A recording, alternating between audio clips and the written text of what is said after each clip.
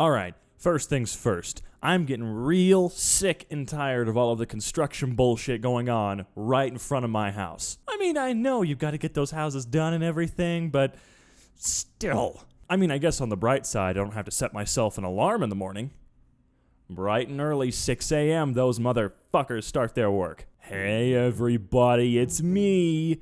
And I have returned with another story. I wanted to do commentaries about work stories, kind of like I did with the IHOP one in the past. However, for some strange reason, whenever I went to record those stories, or a story, I could never keep my thoughts very organized with them, so nothing ever came of it. However, I remembered an event when I worked at the UPS store that well, this one worried everybody. Everybody was worried for me when this happened. It actually kind of freaked Bree out a lot. I don't know how many times you guys have had to do this in the past, but I have only had to call 911, I think once. And it was while I was working one day. I think it was maybe freaking 2 p.m., not that late in the day, but things were starting to get real boring. And boy oh boy, I did not expect some random homeless guy to come in and make my day. Now let me sort of paint the scene, so to speak, for you. Give you some backstory as to how shitty this job actually was.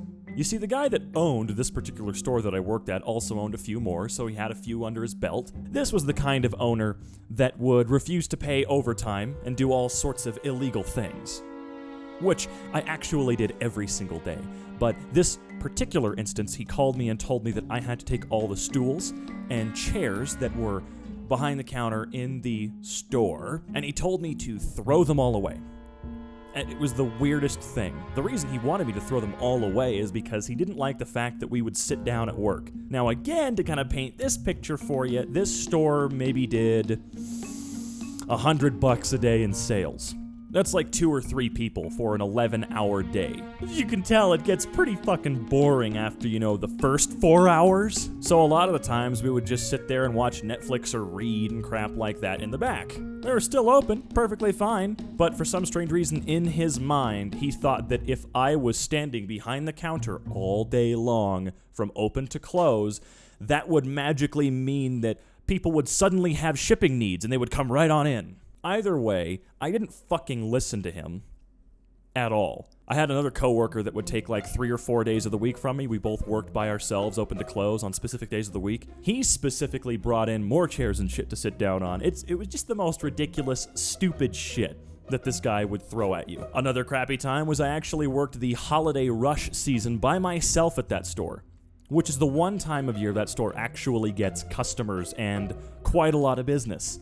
As a matter of fact, one time in December I was working down there, and this is back when I had my little Toyota Corolla.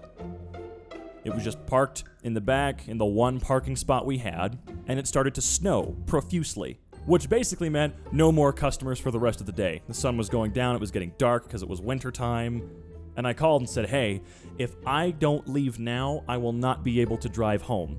Now, downtown Colorado Springs to where we lived before in Falcon, that's a long fucking drive. So basically, they caused me to become stranded at the fucking store because he would not let me leave, even though I knew he wasn't going to get any more business, and he did not. I was there for 3.5 more hours, not one fucking person showed up.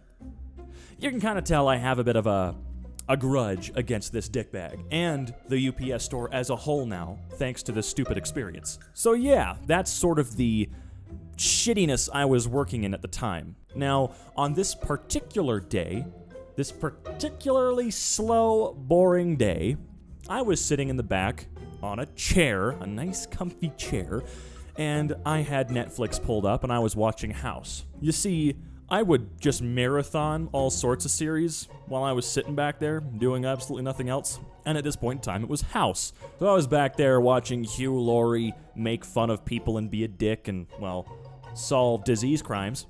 When all of a sudden I hear a ding at the door, because it was one of those stupid doors when you open it, it has that magnetic ding thingy up top. Again, little details that don't fucking matter, but I'm going to say them anyway. This was not the first homeless dude to happen upon the store. I had several people come in that were clearly very down on their luck. And it wasn't like I was a dick to these people, you know what I mean? It's just I'm not allowed to let them loiter in the store. One guy in particular was actually insane and needed to be committed. He would come in and he would just start yelling and talking like... He actually called himself God at one point and would try to convert people to worship him. It was the weirdest shit. I tell you what, Colorado Springs has some very strange characters. It's a very wide variety of people.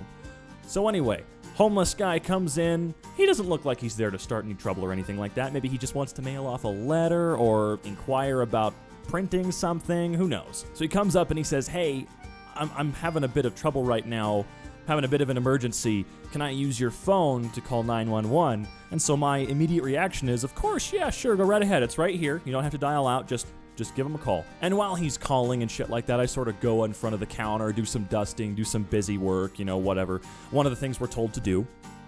And I kind of listen in on the conversation he's having with the operator. He's talking about feeling suicidal, which is shitty. I feel really, really bad about that. However, the next word he said was not something that made me happy. You see, as he was describing to the operator how he was feeling very suicidal. For some strange reason, he also felt the need to make it known that he was feeling homicidal. Yes, that's right, folks. The homeless dude actually said, I'm feeling suicidal and a little homicidal, so I need some help.